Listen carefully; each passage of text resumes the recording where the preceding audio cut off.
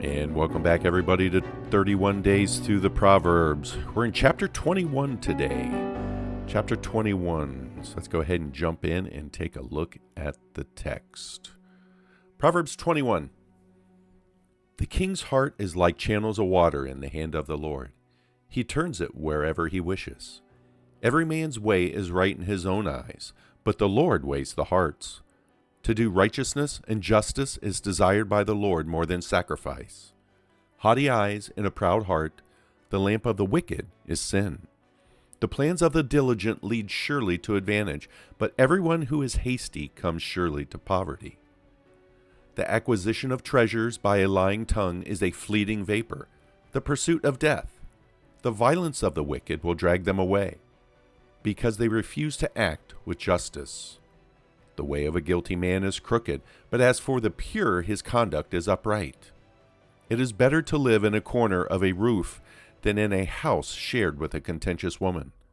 The soul of the wicked desires evil, his neighbor finds no favor in his eyes. When the scoffer is punished, the naive become wise.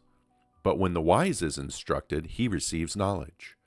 The righteous one considers the house of the wicked, turning the wicked to ruin. He who shuts his ear to the cry of the poor will also cry himself and not be answered. A gift in secret subdues anger, and a bribe in the bosom strong wrath. The exercise of justice is joy for the righteous, but is terror to the workers of iniquity. A man who wanders from the way of understanding will rest in the assembly of the dead. He who loves pleasure will become a poor man. He who loves wine and oil will not become rich. The wicked is a ransom for the righteous, and the treacherous is in the place of the upright. It is better to live in a desert land than with a contentious and vexing woman.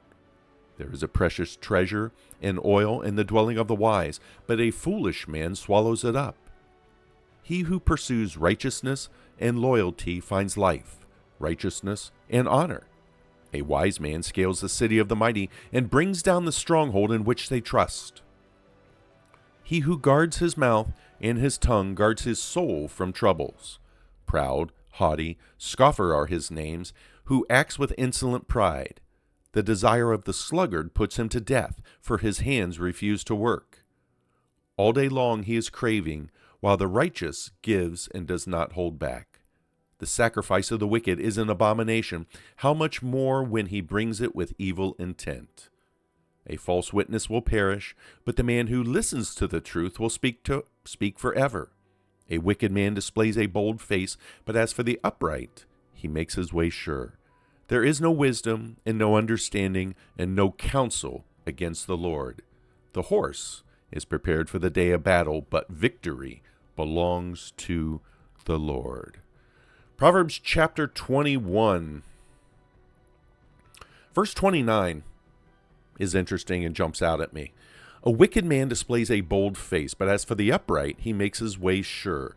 There is no wisdom and no understanding and no counsel against the Lord. It really reminds me of what we see going on in the world today. People think that their way is much better than God's ways, and so they mock God's ways. They think that they are wise and that those who adhere to the teachings of the Lord are the ones without counsel and the ones without wisdom and the ones without understanding, whereas there is no wisdom and no understanding and no counsel against the Lord.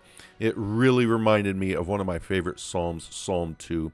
So I put it in here for you today so we can take a look at it real quick here at the end. Psalm 2, starting in verse 1, and we'll read through verse 6. Why are the nations in an uproar and the peoples devising a vain thing? The kings of the earth take their stand, and the rulers take counsel together against the Lord and against his anointed, saying, Let us tear their fetters apart and cast away their cords from us. He who sits in heaven laughs. The Lord scoffs at him. Then he will speak to them in his anger and terrify them in his fury, saying, But as for me, I have installed my king upon Zion, my holy mountain.